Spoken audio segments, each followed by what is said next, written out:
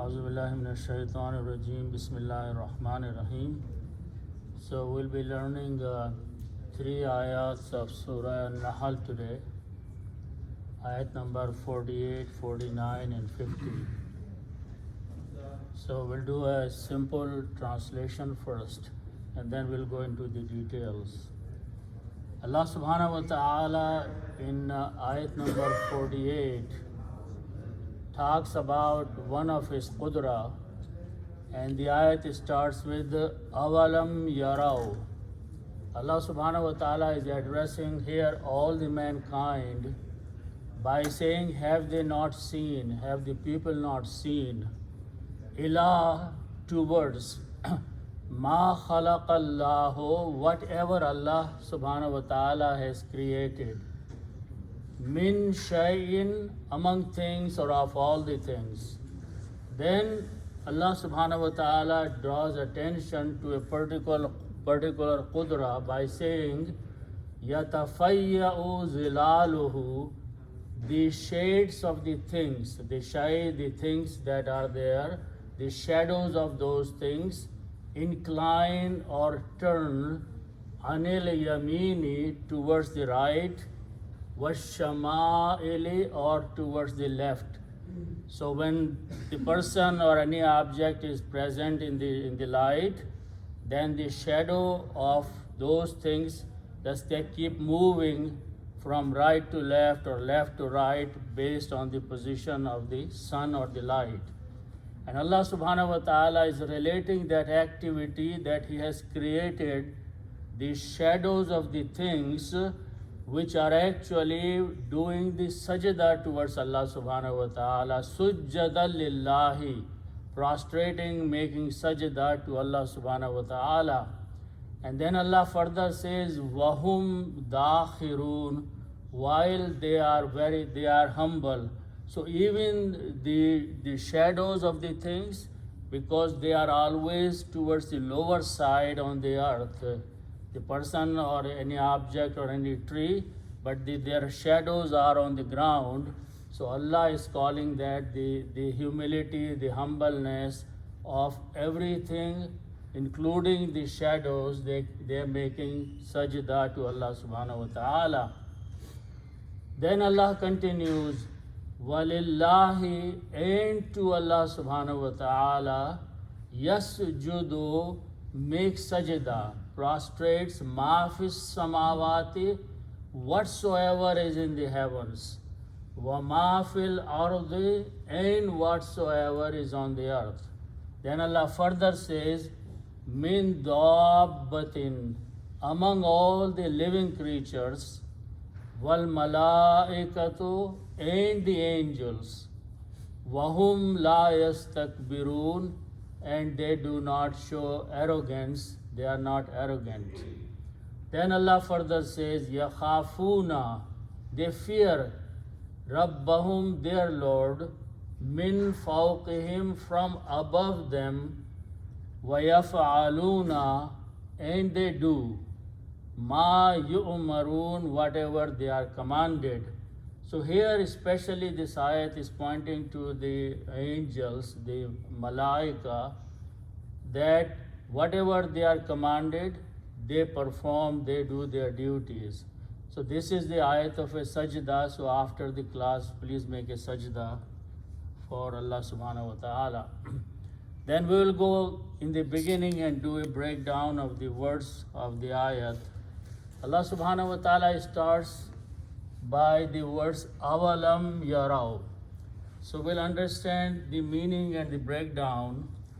The letter alif with the hamza is called a question or istifhamiya. Alif istifham, which means whenever you are making a sentence and you want to make a question sentence, for example, I do. If I want to make a question statement, then I move the statement of, for example, do I do or did I do, something like that. That's in English. In Arabic, when you want to make a statement as a question statement, then you add this alif in the beginning, and that will make it this rest of the sentence as a question sentence. After that is the letter waw with a fataha, and that is a simple meaning and. Okay. Third one is lam, and I will go into the details of this one after doing the next word. The next word that is a very special form of a word. Here I'll start with an example. When you have the letters fa'ala, means to do. When you add a ya in the beginning, it becomes the grammar of third person. Yaf'alu, he does or he will do. And if you add a waw and a noon, it becomes a plural.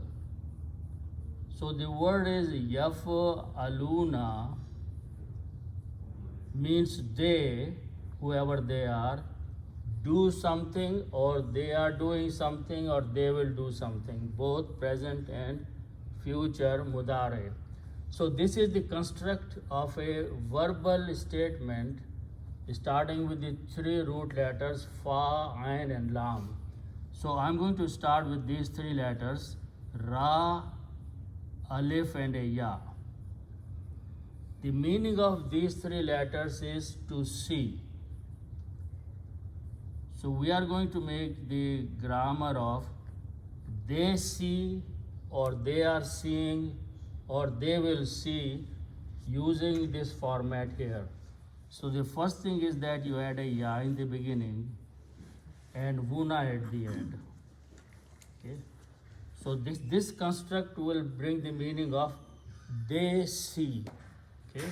So the meaning of this word will be they see or they are seeing, and whoever they are, we will see. Now here we want to, few things will change here. First of all, if I apply the same rule on this ya, put a fataha, and alif, this ra has a sukoon, third letter has a fatah, fourth letter has dhamma and guna. Now in this construct, there are two letters, alif and a ya. They are called weak letters or huruf-e-illat, and they are just sound letters. Their function is to create the sound. So what happens in a in a word, to make it easy on the tongue, we throw away these two letters. Don't pronounce them. Don't even write them. So what happens is that if I take out this letter and this letters, and in easy to pronounce, I pronounce yarauna. Yarauna is the word that means they see. So that is the word will come out of this construct. So we are going to put this word in the Arabic ayat, which is actually the word is yarauna. Yarauna means they see. Yarauna, they see. Now we have alif, waw, lam and yarauna. This lam has certain meanings and certain activities. First thing is that the meaning of lam is not. Then when the lam is placed, the la means not also, but lam is a very special word here. What lam does, it does three things. First of all, it makes the sentence negative sentence. Okay. Second thing is that it looks at the verb after that, and the last letter, noon, has a fatha or zabar. It changes this into a jazam or a sukoon. That is the lam does that. Now you have a sukoon on waw or jazam on waw, and you have a jazam of noon. You cannot pronounce if there are two letters that have the same harakat. So what we do, we throw away this noon. Okay. So now it remains yarao, and in the script writing we just write an alif of a separation, which which is just written, doesn't have any meaning at this time. So this is the final word. The third thing that lam does, it pulls the word into the past tense. Yarau was present tense, but it pulls in the past tense. So now the meaning will be avalam yarau, have they not seen? Past tense, or did they not see? Whoever they are, and actually from the context, they are all the mankind. So Allah subhanahu wa ta'ala is addressing and saying that have they not seen, and have they not seen? Have the mankind not seen, or don't they see, or did they not see? What is that Allah is talking about? Have they not seen, the pupil? Ila ma khalaqallahu. Easy, simple words. Ila means towards or to. And ma means all or whatever. Ma means, so the ila means to. And ma means all that or what or whatever in English. Whatever. The other two words are common. Khalaqallahu, Allah created. Okay, khalaqa is the past tense, and Allah is the fa'il and the doer. So khalaqallahu, Allah has created. Ila ma khalaqallahu, have they not seen towards or at whatever or what Allah has created? So Allah subhanahu wa ta'ala is challenging the mankind that all over the place you can see the creation of Allah subhanahu wa ta'ala. Then Allah further details the statement by saying, min shay'in. So actual word is shay'un. Shay'un means things. The full word is shay'un with two dhammas, but min is a harf-e-jar. Harf-e-jar looks at the last letter and changes two dhammas to two kasras, and it becomes min shay'in. You can translate multiple. Min shay'in means anything, or of the things, or from the things. So again, Allah subhanahu wa ta'ala is inviting the mankind by saying, look around on about all the things towards everything that Allah has created. Now, after that, Allah subhanahu wa ta'ala is going to a specific example of His creation, which is yatafayya'u zilaluhu. Okay, so we'll translate and understand these two words. First of all, Zolam lam means to have a shadow. Okay, and zillun is the full word, means a shadow. Zillun means a shadow. Its plural is zilalun.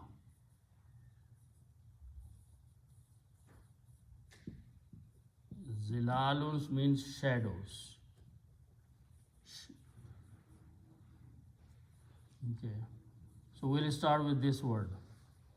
When we put a hu after that, it means it.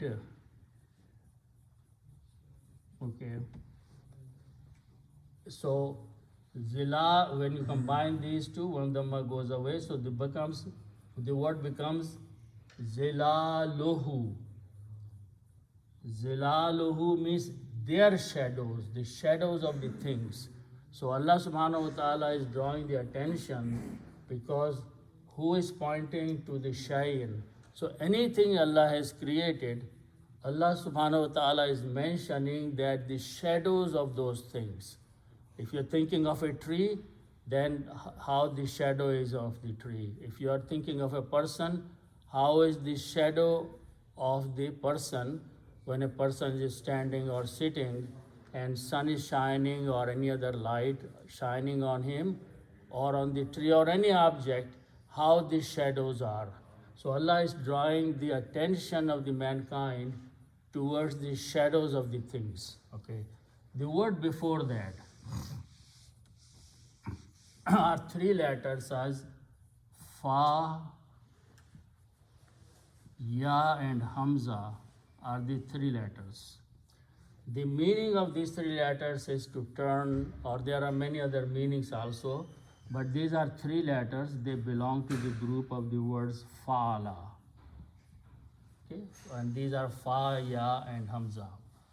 We want to make a bigger word by adding a Ta in the beginning and a Shadda on the middle letter. It's a 5-letter word, Tafa'ala. So if I put a Ta here and a Shadda on the middle letter, it becomes Tafa'ya'a. Okay, how are you pronounced? The meaning of these 5 letters is to incline, to turn. Okay, so we'll start with that. Tafa'ala is become this Ta, Fa, Ya with the Shadda and Hamza. Now, what I'm going to do is that put a Ya in the beginning, and when we put the Ya in the beginning, it becomes the grammar of third person, Yaf'alu. So the meaning of this will be, it inclines, okay, it turns.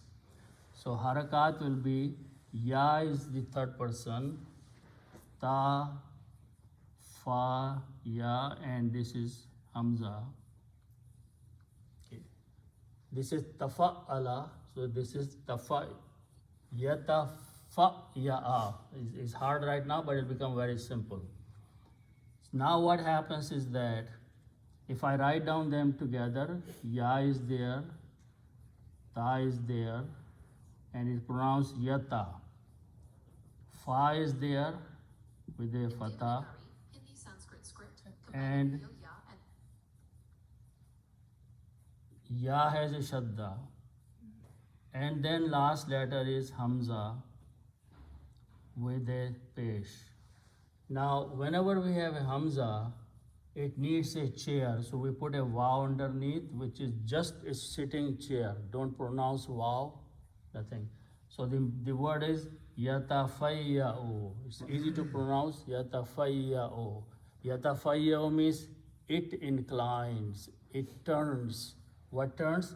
The shadows of the things turn. Shadows of the everything, Allah is saying they incline. Where do they incline? Where do they turn to? Allah is using 2 words here, Anil Yamini wa Shama'ili. Yamin is called the right side, and in the translation, one of the meanings of Shama'il is the left side, the Shamal, you know. So what Allah is saying that the shadows of these objects, be it a tree or a person or anything, they keep turning towards the right side and then go back towards the left side, which means as the position of the light keeps coming upon the object and it moves, like sun is moving, so shadows are following the movement of the sun. So that is what Allah subhanahu wa ta'ala is pointing, that He created the system of shadows that incline, that keep turning, moving right to left, left to right, and so on and so forth. So for that Allah is using Anil Yamin. Yamin is a right hand side. So Anil Yamini, towards the right hand or towards the right side. And Shamail is the other side, which is the left side, which means they keep going as the light shining keeps moving or the sun keeps moving, for example, the shadows keep following of the objects with the position of the sun.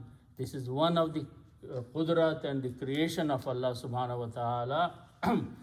And then Allah is giving the example.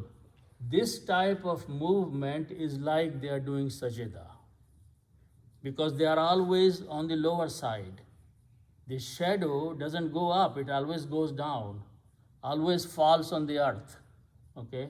So Allah is using the word sujjadan. Sujjadan, and lillahi will be doing the sajda to Allah. Lillahi means for Allah or to Allah. Sujjadan is sajda. So they are like performing the sajda. Even the shadows are performing. Allah is saying that everything performs sajda, bows down to Allah subhanahu wa ta'ala, including these things which are non-human, non-physical, shadows. And then Allah is used one more words. Wahum dakhirun. So the root letters are dal, kha and ra. It means to be humble, to humiliate, to be down to earth. And dakhirun is someone, doer like a fa'ilun, which is very humble. Dakhirun, a person or an object or anything which is down towards the earth. Okay, humble. And its plural is dakhiruna. Okay, so wahum dakhiruna, and or while they are in the state of humbleness, which means they are always towards the lower side of the world. So Allah subhanahu wa ta'ala, by drawing the attention, is saying that even the shadows are in the state of submission towards Allah subhanahu wa ta'ala. Okay. Then after that, Allah subhanahu wa ta'ala in the next ayat mentions that whatsoever is in the heavens or on the earth are making sajda, are being humble towards Allah subhanahu wa ta'ala, are bowing down towards Allah subhanahu wa ta'ala. And the word is simple. Lam means two or four, and the word is Allahu. So when you combine these two, la alif is not pronounced and it becomes lillah. Lam is a harf jar, so it changes last letter to a kasra, and lillahi is written this way. This alif is not written. These two lams are written this way. Lillahi means to Allah or for Allah. Again, the word is sajada. Sajada means to bow down or prostrate or make sajada. And then when you put a ya in the beginning, it becomes the grammar of third person. Yaf'alu, this becomes yasjudu. Yasjudu means it or he or anything is making sajda. Then after that, Allah is using the word ma. Ma means whatever or everything. Okay? So to Allah make sajda or prostrates ma, whatever is there. And then Allah is using the two common words here. Fis samawati, samawati is all the heavens. So whatever is in the heavens.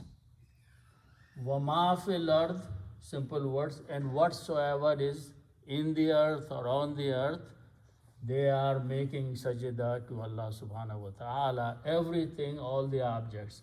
Then Allah mentions one more thing. Min dabbatin.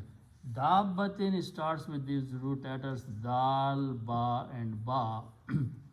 And noun dabbatun means any living creature.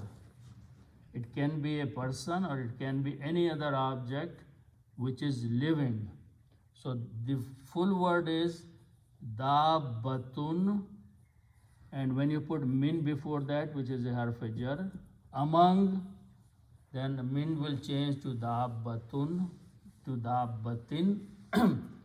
That means any living creature, any object which is moving is among the dabba. So Allah is saying, among the dabbatin, everything is making sajda to Allah subhanahu wa ta'ala. Then Allah further says, wal malaikatu, and also the angels. So this is the plural of malak. Malakun means one angel, malaikatun, all the angels, and wal malaikatu, all the angels, and all the angels. They are all making sajda to Allah subhanahu wa ta'ala. Now the position of the sajda is different. We may not understand as a human being, but our format of human being is that to lower your head, to put your head on the earth, on the ground, a position of bowing down in front of Allah subhanahu wa ta'ala is the human sajda, but all other objects everything is making sajda, we cannot understand, we cannot see. Then Allah further says, Wahum, while or they, the word is la yastakbirun, these are common word. Kabara means to be big. When you put alif and seen and ta, it becomes istakbara. Istakbara means to be arrogant. Istakbar is a common Urdu word. Takabbur, mustakbir, istakbar. Yastakbiruna, they are arrogant. La yastakbiruna, they are not arrogant. Now, from the context, we may point out that wal malaikatu, the angels, because among the dabbatin, the mankind, some among the mankind do not make sajda, and they do istakbar, they are arrogant. So excluding them, all the angels are making sajda to Allah subhanahu wa ta'ala. They are not arrogant, they are submissive. And among the living creatures, that's the reason, min dabbatin, among the living creatures, some of them are making sajda, some are not making sajda. Even all the non-human creation, they make sajda. Among the mankind, some do not make sajda, some are arrogant. So excluding them, Allah subhanahu wa ta'ala says, Ma fis samawati wa ma fil earth, whatever is in the heavens and the sky and the earth and everywhere, they are making sajda to Allah subhanahu wa ta'ala, and they are not being arrogant. Again, in the next ayat, the word is yakhafuna. Yakhafuna is the word from khawf. Khawf means to fear. So yakhafuna, they fear. They have the fear. Now, this can apply in the continuation to the angels. Yakhafuna, and again, dabbatin and everything, they are fearful. They have fear. Yaf'aluna, they do. Yakhafuna, they fear.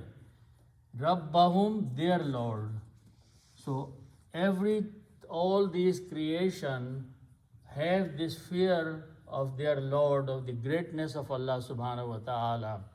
Not that they are fearful that if they disobey, then they will be made responsible for their arrogance and disobedience. So they have the fear of their Lord. Rabbahum, their Lord. Then Allah further says, min fawqihim. Fawqun means above. Common words. Fawqun means above. And when you put hum means they. So it becomes fawquhum when you combine these. Above them, so one dhamma goes away. And then when you put min, which is a harf-e-jar changes fawqo to fawqi, and we pronounce easy pronunciation him. So final word is min fawqihim, from above them. Usually the concept is that the punishment comes above you. Okay? Or Allah subhanahu wa ta'ala is present above them. So they have fear, and this fawq can be authority, power, not a physical fawq. Above the authority Allah has, above everything, all creation fear Allah subhanahu wa ta'ala because of His authority, His power, His qudrat. Vayaf'aluna, common word, we just saw that. Yaf'aluna means they do. Okay, fa'ala means to do, and then fa'ala means to do any action or any activity.